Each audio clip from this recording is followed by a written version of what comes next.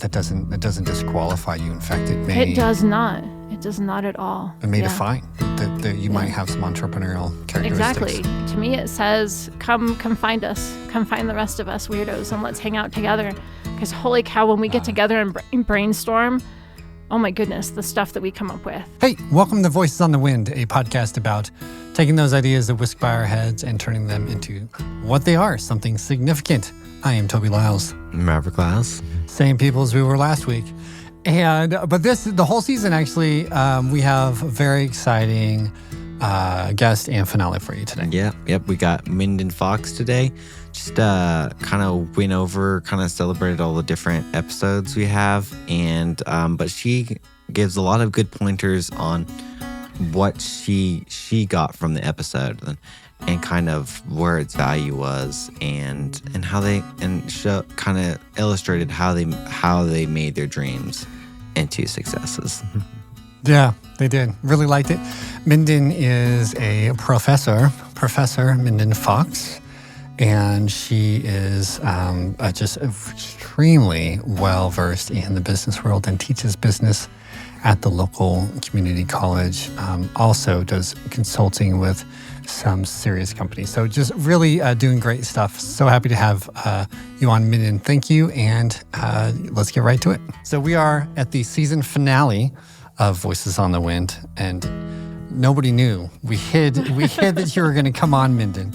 But Minden Fox, who is a professor, and I was excited to call you professor. Oh, thanks. I don't know. There's something fancy about that. So Professor Minden Fox, and you're an entrepreneur, but you help entrepreneurs probably more than you entrepreneur. I would agree with that. Yeah. I think I help them more than I help myself, I guess. Mm. Yeah. Entrepreneur or business ownership or whatever is such a lonely road. Yeah. That it's I love your support for others, especially in an organization like the college here, where you can really meet people's needs. So yeah. You were just showing me some cool stuff that people were doing, some cool projects. Yeah. So we won't talk about those today, but there's a lot of fun stuff coming out here. There is. There's a lot of fun stuff going on this campus. Yeah. We have a lot to get through. We do. Yeah. We do. So we're going to go through all of the, each of the guests we've had on. Mm-hmm. And, when I'm editing these, I'm looking for their story because I just want to know the story that's inspiring to me. And I feel like that takes people that shows the progress from I had an idea or had an impulse or something to action and financial income and impact on the community or impact on their personal integrity or whatever it is. Yeah. And with all the challenges that come for all of us ordinary people that come in the middle of that. True. But I also wanted to hear your take on this, just your thoughts on this story. Right. And you've written a bunch of notes down on... A bunch of notes here. Yeah. So I think you went in order, I'm guessing. I did go in order. Do you just want to lead? Sure. So starting with the Jelnicks, John and Renee, I just look at everything they've done for our community and I just love them. And John's a veteran and I'm a veteran. I had to laugh at one of the early comments about getting in trouble as franchisees. And that is something I'm constantly stressing to both students and community members when they're like, I don't really know what I want to do. Like, what's out there? What's available to me? And I always throw that one out there so that they know it's an option. So that if you just want to own a business, but you don't want to have to worry about some of the specifics, you can become a franchisee. Yeah. And they'll basically hand you their notebook and say, okay, here you go. And it just was funny to me for her being like, and I broke all these rules. Because it was like, yeah, Renee, you're a true entrepreneur. We can't give you this notebook and say, okay, follow these rules, right? Like that franchisee model is great for some people. But if you're truly entrepreneurial and you've got all these great ideas about how I'm going to make this grow and be successful, you don't fit in that notebook. And that is so John and Renee to me. There was a lot of their story that I'd only heard bits and pieces of, so it was interesting to hear it from them, to be like, oh, okay, that's how they actually got from here to there. I love that a lot of what they developed has come from just wanting to serve the community, wanting to give back in some way. And oh my goodness, I remember all the struggles with the Lincoln and trying to find the funding and then COVID. And We did a couple little events with like some creative and makers groups in there, just so they could show off like the progress and things, and just some of the cool history they found in that building that then inspired some of the branding and the stickers and things that they sell. Like, they just did such a great job with that. And it just shows not just who they are as people that want to give back, but also as those creative, innovative entrepreneurs. So.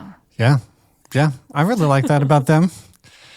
I enjoyed the fact that they were, I think your point on franchise is important for people, because the beauty is, we were talking about support. The franchise gives you, I have not franchised, but it gives you some a ton support. of support. Yeah. Yeah. But if you're more like them, you might break the rules. There's franchise options for multiple different price points. So depending on how much you want to invest and what kind of business you want to run, there's a ton of options there for you.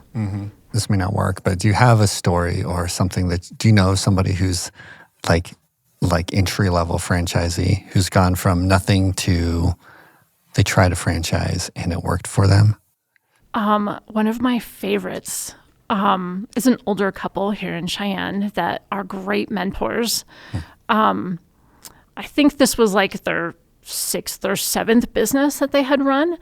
And they had decided it was not a franchise, it was their business. But they were being approached by a franchise in Northern Colorado because they were taking too much of their business and kept offering to buy them. And they kept saying, no. Before that happened, they were getting so many requests of like, how are you doing this? This looks like such a simple business to run kind of thing. So they thought, what if we make our business a franchise? So they went through the entire process, worked with a franchise attorney, everything. They literally finished the whole thing, and they were driving back from Northern Colorado back up here to Cheyenne when they decided, you know what? Maybe this isn't what we want to do. What if we take what we just developed in our little notebook and we sell it as a training course instead? So we teach people how to start their own business as long as they are not within our immediate region. So instead of selling it as a franchise opportunity, they sold it as a package and say, we will teach you how to start this business. Here's all our information, but you can still take like this or that or whatever and make it your own and still have that creative, innovative edge without people saying, you can't do this. You're in trouble because you didn't do that. Yeah, that's the one that stands out to me. That's a fun story. Yeah. That's pretty, so the old, instead of selling hot dogs, you sell the hot dog cart stand. Something, the recipe, I don't know. Like the recipe, I don't know what that example is, but yeah. Yeah, how to start the business and own the business. Yeah, so it was kind of like a franchise, but it gave people way more freedom. Yeah. Yeah. That's a really fun story. Thank you. Yeah. Okay. Yeah, so the Yellowknicks were really fun. And no notes on them? Was that wrapped up there? Oh, a lot of it was the franchising and just noting that they just give back to this community over and over again. Like, when people are like, well, who should I go talk to? When my students are like, who's a good example? I'm like, they are. John and Renee are, because they go above and beyond in so many ways. They're not just creative and innovative in everything that they've done, and they've done it multiple times successfully. And that was something I really noted in that, where they're talking about, like, it was so easy to do this after we'd done it a few times. But then noting that when things changed, they had to adapt to those changes and trends. So they're still a great example for me to send people to say, okay, here's how they did it pre-COVID. Here's how they did it post-COVID. They've done the nonprofit side. They've done the for-profit side. They've done the franchise side. They're just such a great example, and they are so willing to talk to any student I send their way. Yeah, that's fun. What's one key? Clearly, they're generous. Yeah. Clearly, they're great artists, and they have a good eye for design. They're persistent. They take action. What's a business strategy that you've seen them put into place? Maybe even one that you wish others would do more. I wouldn't say it's necessarily a business strategy. I can look at them and say mindset. Just, I guess, the perseverance side, right? Like, they had so many hurdles and roadblocks, and they didn't let a single one of those derail them or stop them from accomplishing what they envisioned, what they dreamed. And that is a huge part of this. As an entrepreneur, you're going to hear no. Like, I've literally had bankers yell at me. And I love that story because I use it for the students to be like, hey, you're going to experience things like this, but you cannot let it stop you. Yeah. If you truly believe in what you're trying to accomplish, keep going. Yeah. Don't let that one person derail you. Yes. Yeah. Keep going. Yeah. And just to remind everybody, Yeah. John and Renee came from, they were employees. They were, at the end of the interview, she says, I just want to make sure everybody knows we were broke. Yeah. We had no money. We were poor. She's like, we did not come to this place by just, we were not loaded. They were not, they didn't have essentially, they had them, but you could look at them in their past and say they didn't have the skills, they didn't have the resources, they didn't have the reason to. People get so jaded by what the media puts out there as who a successful entrepreneur is. That was one of the first things I changed in this class when I got here. The books they were using were all about these millionaires. Yeah. And I thought, that's not really realistic for our students. We need them to see the ugly side of this and what it truly looks like to get to that point. And in John and Renee's case, I think even the timing of this, if you look historically at when entrepreneurship surges, it's during these difficult financial times. So a huge surge during 2008 to 2010. We saw another surge during COVID as people were getting laid off. We're seeing another surge right now as you're seeing people getting laid off because people are using that as a sign, as my air quotes here, to take that step and say, you know what, I've always wanted to do this. Now is my chance to actually put some time and effort into it versus going and finding another job. That's right. Yeah. Yeah. I love that. Okay. That's good. That's good. Yeah. All right. Who's next? Tate is next. Yes. Oh my goodness. About this. Tate is actually one of my former students. He finished my program here about 2 years ago. And there's just so much I can say about him. And I still want to call him a kid, but he's not technically a kid anymore, but he was when I worked with him. And just so impressive with his motivation, his mindset. I literally put on here, he's just an old soul. Yeah.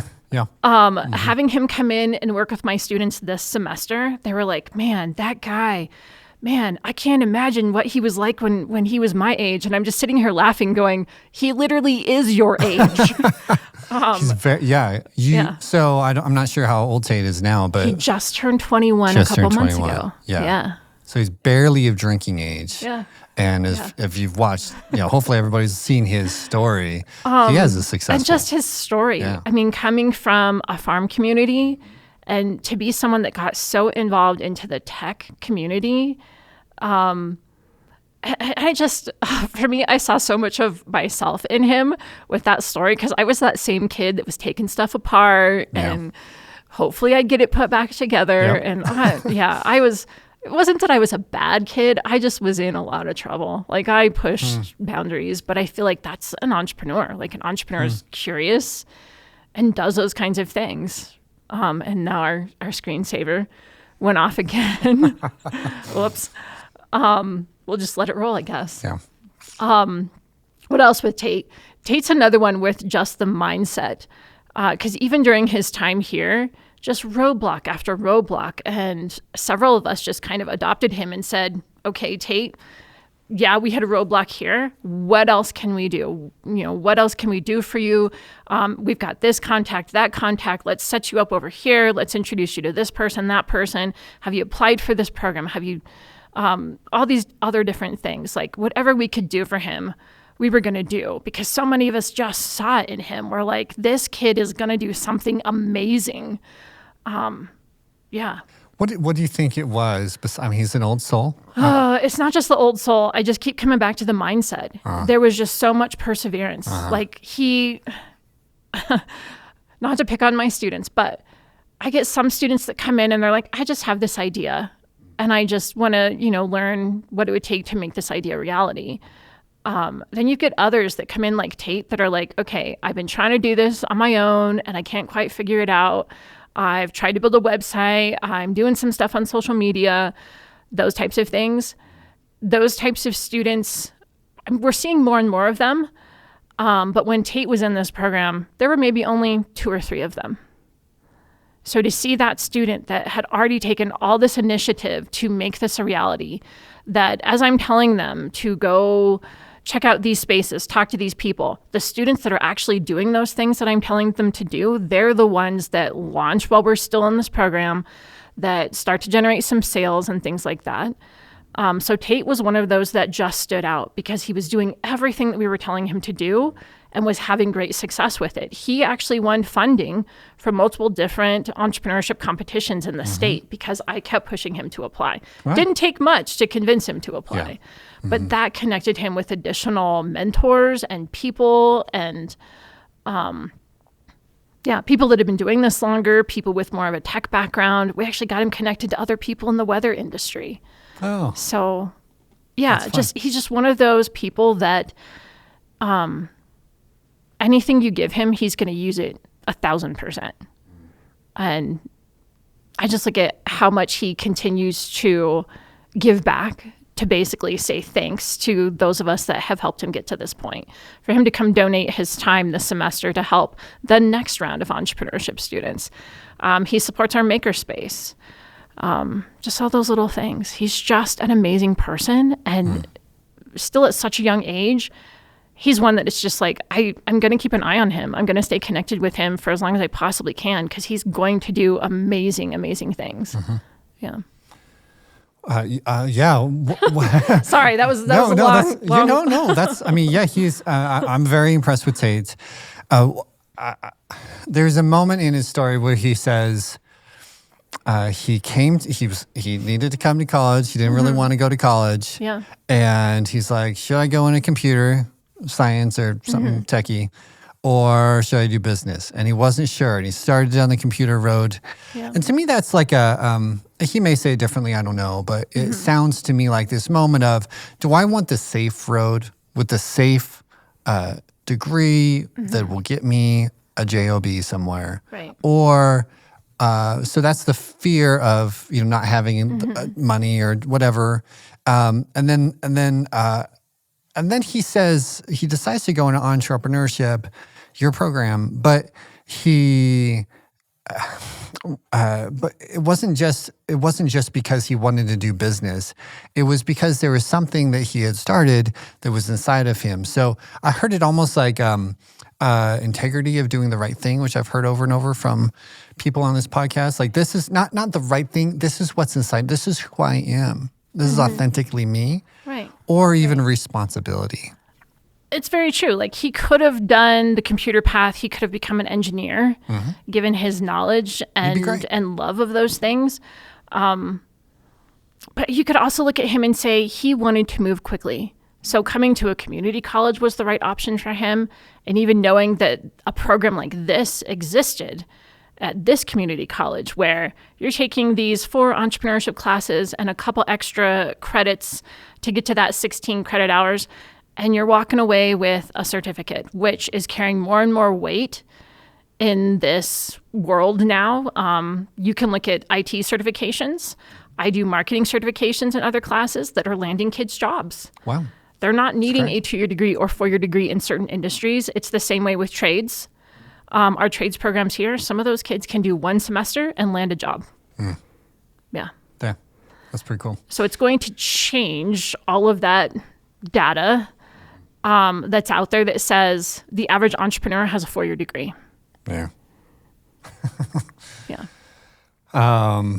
Yeah. Well, I really like that he basically. I just want to point out his decision moment that we are all just average people, and then there's this choice that he made. Well, and I think the other thing people struggle with, and I see it a lot on this campus and on other campuses, everybody assumes that if you're trying to be an entrepreneur, you're getting a business degree. When you look at the average entrepreneur, they don't have a business degree. Yeah. Their business degree person is usually their partner or their first major hire. Because they need someone with those business skills. The entrepreneurs are coming from other areas. They're coming from STEM, from tech, from healthcare, from art. Yeah. Yeah, that's fun. Kishore is next. Yes.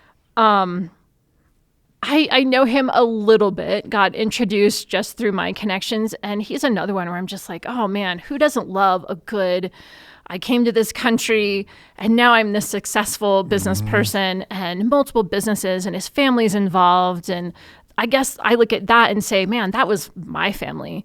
I grew up with 2 grandfathers, both entrepreneurs, So my parents both had side hustles for as long as I can remember. My parents had their 9 to 5, but then they had a side hustle on top of that.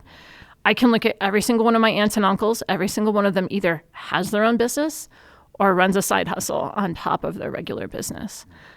Even now that my parents are retired, they both still do their side hustle on the side, so they have something to do. And I can look at Kishore and say it's the same thing. Every single member of the family is involved. So I can think about growing up here. Once we moved to Wyoming, we moved here to help support my grandfather's business in Laramie, and we were all involved. My dad was one of his managers. My mom helped here and there. I think I started working there before I probably technically legally could have, but was helping out here and there. I think I was probably 12 or 13 and running his hamburger, hot dog, family sausage stand that sat in the parking lot of his business at that age. I think I was officially on the payroll at 14 or 15 and worked for him until the day the business was sold. So, wow. Yeah. That's a great experience. So yeah, I look at that and that's what I see in Kishore. Like, he's getting the whole family involved, and what is that going to do for not just his kids, his wife, the cousins, the aunts, uncles, whatever. And he talked a lot about the uncle with the medical background, and that kind of inspired some of his first businesses. That's so huge in families of entrepreneurs, where you kind of get sucked into that industry, you become really knowledgeable in that industry, and it just kind of grows from there. What was the other thing for him? The family ties were huge. The struggle and the learning curve, just the little differences in culture, even coming from India to the US, and then you come to Wyoming of all places, where we have a very specific culture on top of that. Just so impressed with his success. Another one where I can see that mindset, that drive, that perseverance that you need to be a successful entrepreneur. Like, he just didn't give up. He was like, okay, now I need to learn how to sell ice cream. Let's figure that out as fast as we can. Okay, now we're going to go over here and, start a second location of our daycare, or, yeah. Yeah, and he didn't have special skills. No, he just figured it out as he went. And he's like, I see a need for a place for kids to, get to have fun. I see a need for more daycares because there's a shortage. Here's this ice cream business that I know is successful. Let me just go pick that up. It can't be too hard to learn. And yeah, he just continues to have success. And I know he's giving back as well. He's working with other local entrepreneurs to help them develop their ideas and get them to market because of his experience. So again, you see those same qualities, those same traits over and over again in the most successful entrepreneurs. Mm-hmm. Yeah. That's good. The hard work, the just continuing to take the next step. Yeah. I was surprised.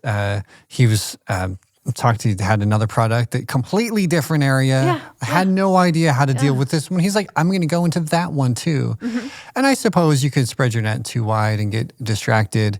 And that may be one of my problems, but I still like that he's willing to put 2 feet in, give it a shot. Right. And some things didn't work out as well as others. He figured it out. Mm-hmm. And that's part of that. That's part of that perseverance piece. You don't treat a failure as, well, okay, I guess I'm done now, right? You treat it as a learning experience, and you move on. Mm-hmm. Yeah, really like that. Okay, who's next? Okay, Neil. Yes. And the tutoring. Totally resonated with her because I was the exact opposite. I was like, I'm all about the business. I'm never going to teach. Like, I'm not even something I would ever consider. Huh. And then after, I was always kind of drawn to startups after working for my grandfather and then doing the military, came back and ended up interning for a tech startup and was like employee number 8, and just kept on that route of working for startups. But with that startup world, I've also been through 4 acquisitions. So it was like, I'm tired of this. I'm tired of being the cool, young company doing cool, innovative things. And then we get bought up by this big company that doesn't care about being innovative. And because they're so big, you have all these crazy processes that don't make sense and basically cut out all the creativity. So after that last acquisition and then layoffs, it was like, okay, maybe I try something different and look for something that I'm not going to be at risk of being acquired. And it just so happened that the college was looking for someone with a master's in marketing. I had that master's in marketing. I was like, what are the odds that I actually get to stay here in Wyoming, in the town I'm already living in, and use that master's degree? Because I hadn't been allowed to use that education yet. So yeah, I kind of saw that with her, like, never thought I was going to go this route, but now here I am. And having success at it. She's hugely successful at this. And oh my goodness, like at the perfect time where everyone else was like, oh my God, COVID's destroying everything.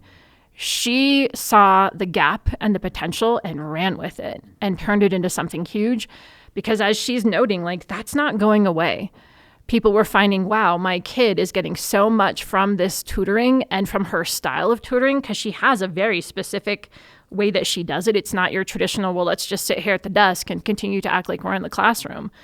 She is innovative and creative with her tutoring, and that's a huge part of why she's successful.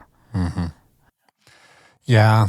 Boy, I was very impressed with her as well. I did not know that was your story, Minden. So business first, and then you kind of got caught to You're teaching. learning new things. Yeah, I was actually out in the industry for a long time before I got into teaching. Yeah, sucked into teaching. Yeah, and Well, I think that's part of the success, I think, is because I've been out there in that world.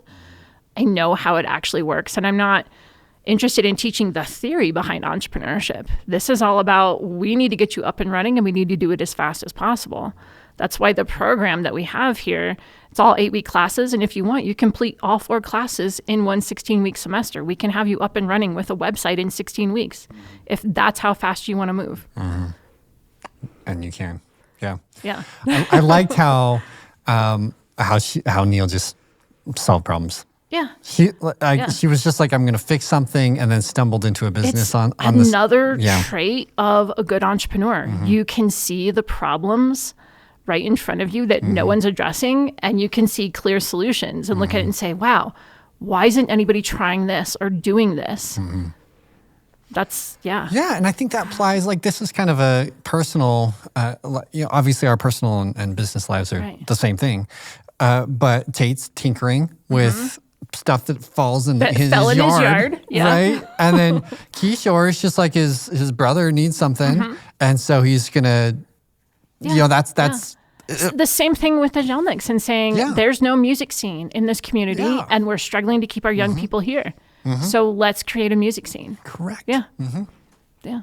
Yeah. So it shows up differently for everybody. It does. But it's this willingness to go down a road. It's the same trait, just applied a little bit differently, depending on the industry or depending on the person. So curiosity, maybe. I don't know. Action. Yeah. Yeah. Okay. Yeah. Okay. Really liked Neil. Let's see. Oh, how about a little entrepreneur here and a little nonprofit with Steven. The veteran like me, this is some of the things he talked about are things that I saw when I was in and continue to see because I continue to work with veterans, specifically veterans that want to start businesses as well as part of their separation training that they have to go through out here at F.E. Warren.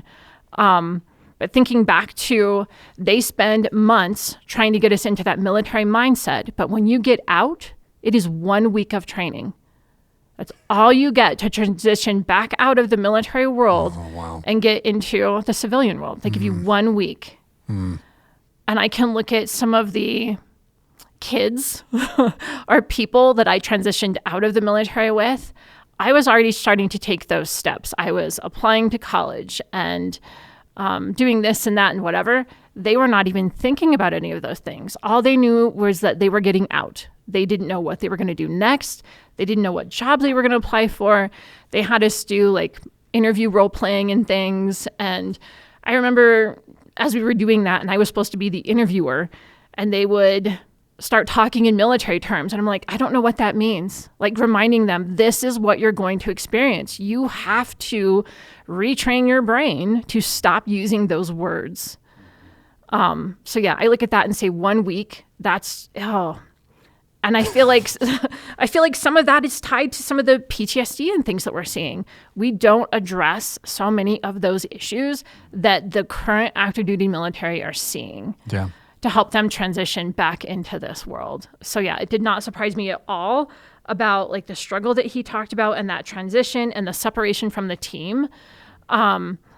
Because that was one of the things I saw as well. Like once I got out and was back here, I still wanted to find that team, and desperately was trying to find them at the college that I was at trying to finish my own degree. There was really nothing. Like we had one person that we had to go meet with to make sure that, yes, I'm still fully enrolled and I'm going to class and please give me my check for the month kind of thing. That was it. There was no veteran support group. There was no veteran student organizations, none of that. You're seeing more and more of that on several campuses. Unfortunately, some campuses are now cutting those organizations, but they are so, so, so important, not just for student veterans, but any veteran. So these additional nonprofits, and bravo to him for just being like, I want to help. This had an impact on me. I want to be a part of this and help the next person, the next person. That's huge. But also him recognizing like, this had an impact on me. And if it helped me, it's going to help another veteran, whether it's PTSD or just struggling to find that team again. So again, that problem solver, that mindset of knowing, hey, even though I'm struggling, I'm going to continue to push and I'm going to find a way to get out of this struggle. Like my heart just goes out to him, that he just kept pushing, even though he knew he was struggling in a really dark place. He just didn't give up. So, it almost brings me to tears thinking about how he was so close to not making it. And with his wife's push, and he finds an organization, and then he just throws himself into it. Well, and I guess I got to do a little kudos to his wife too. Because I saw it so many times where the spouses, not just the wives, it was the husbands too, in some cases, that we come back from a deployment and we're just different people. And not everybody's willing to take the time to stay connected with us, to communicate with us, give us what we need to get back into that world. There's a side rant on the military, but the spouses are often overlooked. Probably part of why I married a fellow veteran myself. We know what that experience was like for each other. And and our kids are following in our footsteps. So our daughter is active duty right now, and our son is JROTC. So really? Yeah. That's fun. Yeah. Good. Okay. Good for you guys. Okay. All right. Cody and Samantha. Yes. Oh my goodness. I see so many Cody and Samanthas all the time that are like, we want to do this, so we're just going to go do it. But oh my gosh, we didn't realize that we had to go talk to this person and this person. And that's like a huge week in this program to be like, okay, do you understand the difference between a solo entrepreneur and an LLC and a corporation? And here in Wyoming, do you know you have options? You have S Corp or C Corp. In other states, you even have things like B Corps. Do you understand what all of them are? And walking them through that process, because so many people are terrified to be like, oh my God, I got to go to the Secretary of State's office and I got to do this and this and this. Well, what if I don't have this? And getting them to recognize that, the process is slightly different for every state, but some of these documents and things that they're asking you for, you don't technically have to have them when you go to register. You can add them later on. Like in the state of Wyoming, you can be your own registered agent in the state of Wyoming. Yeah. People Way panic. easier. People panic when they get to that. They're like, "Oh my God, what is this?" Right? It does look overwhelming. Yeah. So there have been multiple, not just students but community members, where they'll be like, "Hey, can I just come sit down with you?" I'm like, "Yeah, it'll take us 5 minutes." Yeah. Same thing with a tax ID. I have to go to the IRS site, and it sounds scary. So people make it out to be this huge thing. We sit down and do it. They're like, "Oh my God, you were right. That took 5 minutes." 5 minutes and it was free. Yeah. And it was free. Yeah. Yeah. Yeah. Very easy. Yeah. But it does sound intimidating. It made me smile a little bit because we've overcomplicated it so much. I look at the process that my grandfathers had to go through when they started their businesses, nowhere near what we have to go through now. Yeah. Like you could do exactly what Cody and Samantha did and say, I'm just going to throw up a building and start selling stuff. You could do that back then. Yeah. Yeah, I won't. Don't get me down that road. It's a bit of a side rant on but I do love that they did that. One of the things I liked, just business wise, two things. One, that they were willing to find. They had a need. Cody loves farming. But you can't farm here like he was used to. And Samantha didn't want to go live where he could farm. She wants to live here. And just that, like, They just asked the question. Yeah. And so what can we do about it? That was another one that resonated with me as a gardener. We eat really healthy in my family because we have some food allergies in our life. So gardening here, I was so excited when we moved from Laramie to Cheyenne because we were going to be just low enough in altitude that I was finally going to have a decent growing season and be able to actually grow some decent vegetables. But even with that, I'm like, oh, let's try watermelon and cantaloupe. And that's not happening here. But, if it's something you're truly interested in, like Cody is, you find the northern variety seeds and things. So we grow sweet corn. That I know always shocks a lot of people here. We have a fairly large garden. I literally just had to start buying potatoes like last month. I was still living off of potatoes from my garden from last year. We just finished up the last of our sweet corn and my husband complained. He's like, oh, this store-bought stuff just isn't the same. I'm like, yeah, I know, but that's why Cody and Samantha are so successful. It's this huge trend right now, and I wouldn't even call it a trend. Like, this is something that's already proven that this is going to be a long-term movement of locally grown, locally sourced, healthier, organic, if you want to call it, if it meets that criteria. Yeah, and they're capitalizing on it. Yeah. Well, I like how Cody and Samantha tested the market. Yeah. I love how even though that's how they learned they were in trouble, it was because Samantha was marketing ahead of time before they had a building, and Cody was building a little shed. They were moving and kind of stumbled into the problems. They weren't testing the market. There you go. They were building excitement for what they were trying to do. Yeah, they might. And I love that they pushed and still made sure they had all the little licenses and pieces of paper that they needed and were still able to keep that date. But there is nothing wrong about starting to build excitement for something that's coming, right? Like, that's just good business. That's good marketing. So honestly, I feel like they still did everything they should have been doing, building that excitement up. It's just one of those where you just don't know until you know. That's right. And they figured it out. Yeah. Yeah. Yeah. Little perseverance there again. There we go. Yeah. Just step into it. If you'll figure it out. Yeah. I love it when people are like, no, I'm not going to take no for an answer. I'm going to find a way around this. And they're a great example of that. Yeah. Yeah. That's fantastic. Let's see next. Denise Patton, the artist. One of the first things that she said, struggling to call herself an entrepreneur. And an artist as well. I see that one all the time. Some of my favorite entrepreneurs don't even give themselves that title. Yeah. They call themselves small business owners. I'm like, no, you are selling to every single state and additional countries. Yeah, you might be here in Cheyenne, Wyoming, but you are clearly an entrepreneur. Yeah. You're not a small business anymore. Yeah. But yeah, it was not surprising at all to hear her say that, like struggling to call herself an artist as well as an entrepreneur. If I go all professor here for a little bit, there's so much research, and I love reading these books and reading these articles that talks about how entrepreneurship is preceded by things like art and music, because that encourages the creativity, the innovation, and starts to spark the ideas. So we need the Denises, we need the Jelnicks, we need those people in our community to spur more entrepreneurship in Cheyenne and in this state. And I don't think people realize their critical role as artists in that process. Because you can look at other surrounding communities. You can look at what's happened in Fort Collins and Boulder. You can look at what's going on in Utah and even in Montana and say, oh, if I really stop and take a look at it, that's exactly what's happening. And it's why they're seeing success. But that's also part of why Wyoming is so set on some of these same things. We know we're running behind.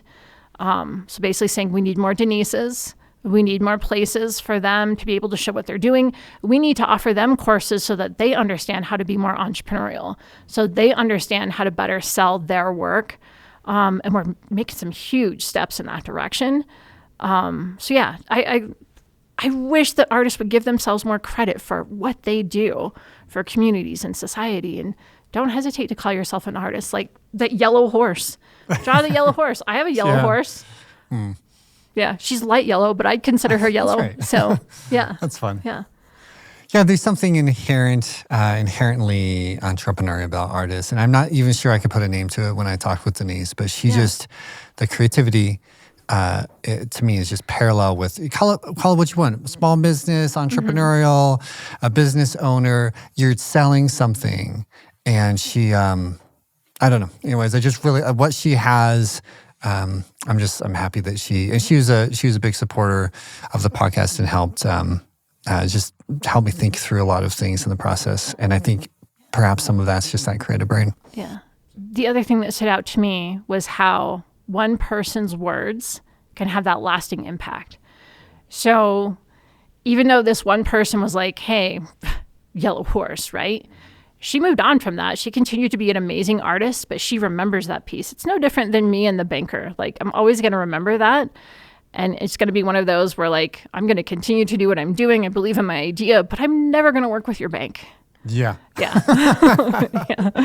Yeah. Words for the positive or the negative. Yeah. Oh, that's good. Okay. Sometimes that one person can just be that drive. Oh, yeah. Yeah.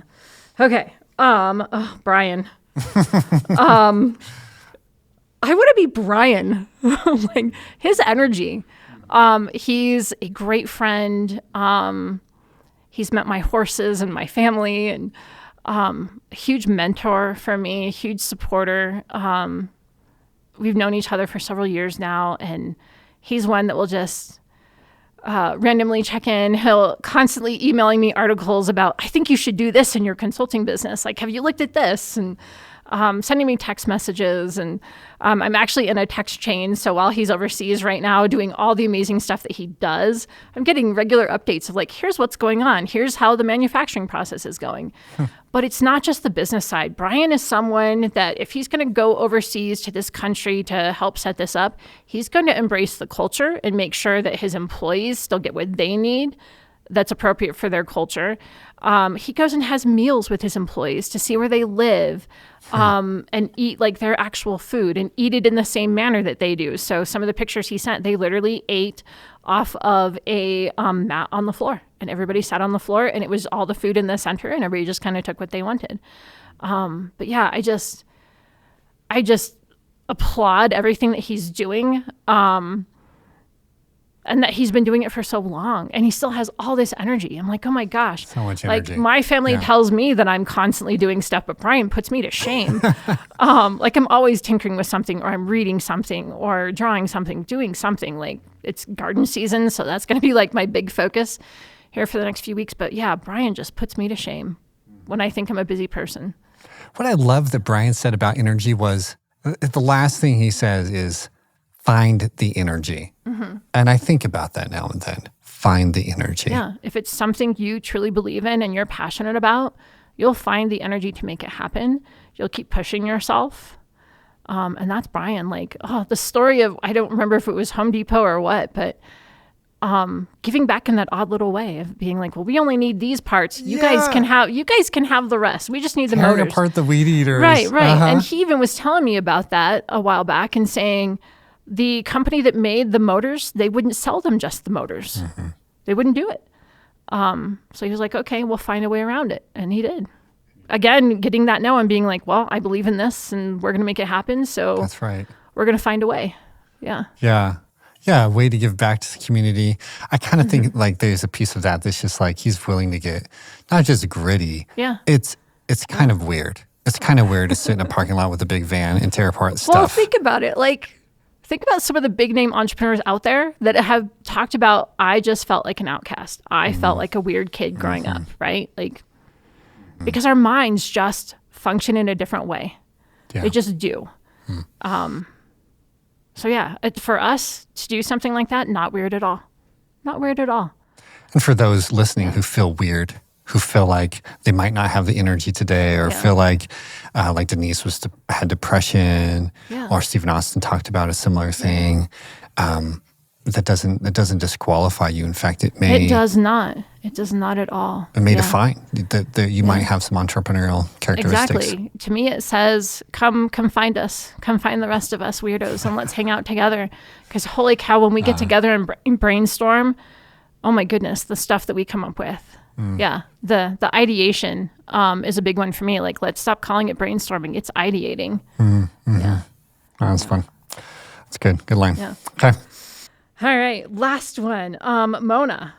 I think I want to go work for Mona. I do too. Oh my goodness. Like, I have never seen someone that is so devoted and dedicated to making sure that her team has what they need.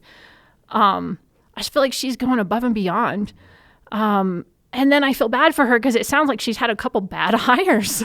Sure. And it's, I'm sitting here going, could I learn how to code and go work for Mona?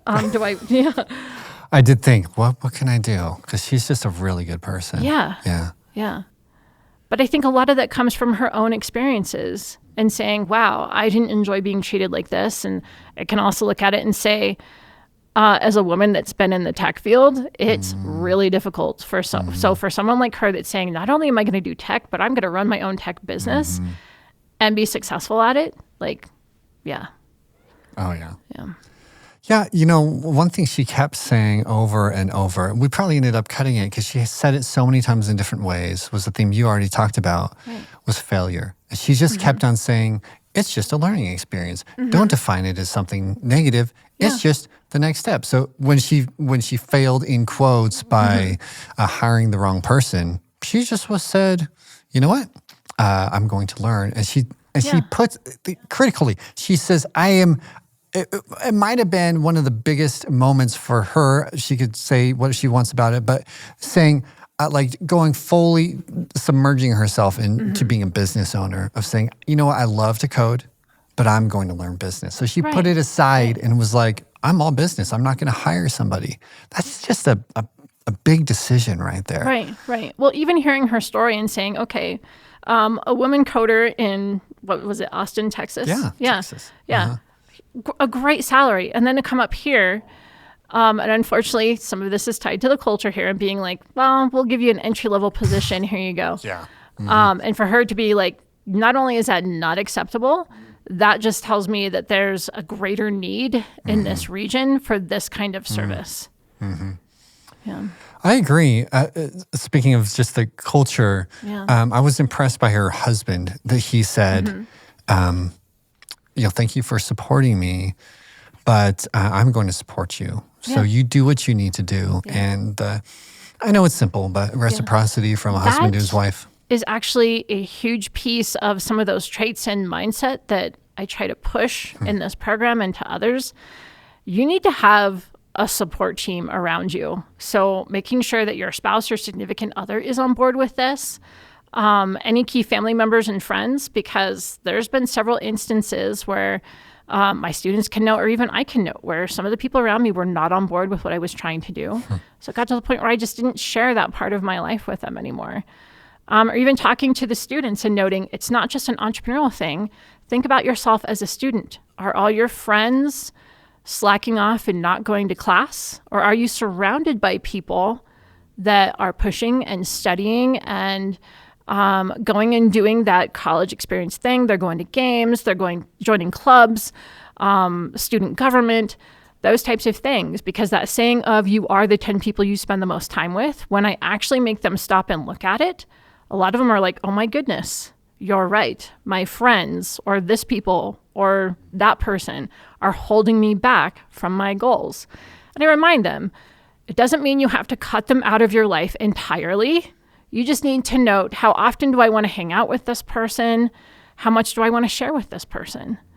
And I can look at it on the opposite side too and say, when I went back to college, when I started doing different things, when I went and got my master's, multiple friends followed my lead and ended up doing the same thing. So as I've pursued more entrepreneurship and different things, I now have multiple friends that were like, you know what, I can do this too. And so they quit their jobs and did the same thing. So. Yeah, we inspire each other and we need each other. Yeah, you do need someone to maybe vent to at night or simply that's just you feel some sort of connection. Well, and then make sure that you return the favor too. If this person had your back and helped you get to this point, make sure that you turn around and do the same for them to show your appreciation. Yeah. That's really good. Yeah. Well, Minden, I just want to say thank you because you were, I harassed you perhaps. I I would not call it harassment. Yeah, but you were so kind. You led me to both Tate and Brian as interviewees, and have helped in a number of other ways, including this one on this podcast. So thank you for your significant help. Happy to do it. Happy to do it. Someone needs to be sharing these stories and stress that Wyoming's up and coming. We're doing some amazing things. We've got some really cool people leading the way. So, including Toby. Well, I also didn't want to forget, you mentioned your coaching. Do you want to talk about your coaching consulting? Oh, goodness. Sure. Word. So, I've been consulting off and on for years. It's something that as I've really gotten into this entrepreneurial field here at the college, and helped a couple different organizations grow, and actually was a co-founder of a pitch competition for a few years. Just want to continue to help as much as I can. So not just continuing to consult with small businesses and startups, but also looking at the education side and saying, oh gosh, I've built about 13 classes now tied to entrepreneurship, probably 7 for credit, 6 non-credit, and just noting like there's a very unique way to do this to help spread this word, to help get people to that point where they can be successful, to help them determine, am I in the right market? Do I have a good idea or not? How do I get to that point? And breaking it down into simple steps so it doesn't feel so scary. I work with existing businesses to help them grow. I work with a lot of businesses, a lot of people to get them to the point where they can launch. I work with a lot of organizations to offer my time, skills, speaking events, classes specific to a certain topic. And we'll continue to do that. But I also have I love my little water bottle of success with some of my student success stories, community success stories, some of the organizations I work with in the state and beyond, to just show this is my role in this state and in this community, and going to continue to support as many as I can. Starting to branch out a little bit beyond Wyoming, but that's still kind of my goal, is to help as many in Wyoming as I can. So, well, that's wonderful. I see on your jar cup. What do we call that thing? Bottle. Water bottle? Yeah. Why did that word go away? You have some of our upcoming podcast guests. So of success. Yes. Yeah. So that'd be fun. Okay. Yeah. Well, thank you. Really appreciate it, Thank you so Minden. much. Yeah. Hey, thanks, Minden. That was a really good time. Hey, everybody, thank you for watching. Thank you for taking us through this season. You don't see the numbers, but we have grown significantly over the course of this season. And so really appreciate everybody being along for the ride. And Mary, did you take anything off? So you watched the interview with Minden? Yeah, well, I mean, she has a lot of really good points on what their success, like just really what about them made it work, like obviously, yes, they had different principles and stuff, but it really was what about their person that really yeah. And I thought that was cool, and also pointing out that they all had that tenacity, and that they all have they were diligent to be we're gonna be, this is who I am, and this is what I'm gonna do. I'm gonna be a business owner. So I thought that was cool. It was cool. Yeah, she kept on bringing it back to character, integrity, tenacity, working hard, following through, eagerness to learn, curiosity, inventiveness, just character traits, not 3 steps to build a good business, but 3 steps to be a good person. Mm-hmm. Yeah. That's the wrong way to say that. That is the wrong way. 3 steps on what about them there you go. Made it work. And what about them made it work? All right. Thank you all. We have an exciting season coming up, and we have already recorded a number of episodes. I believe 5 so far. I have another 6 slated for next week to record. We're very excited to bring you some of these rising stars and incredible business people. So stay tuned. Check out votw.substack.com if you want to hop on our email list. Until then, my friends, happy sailing.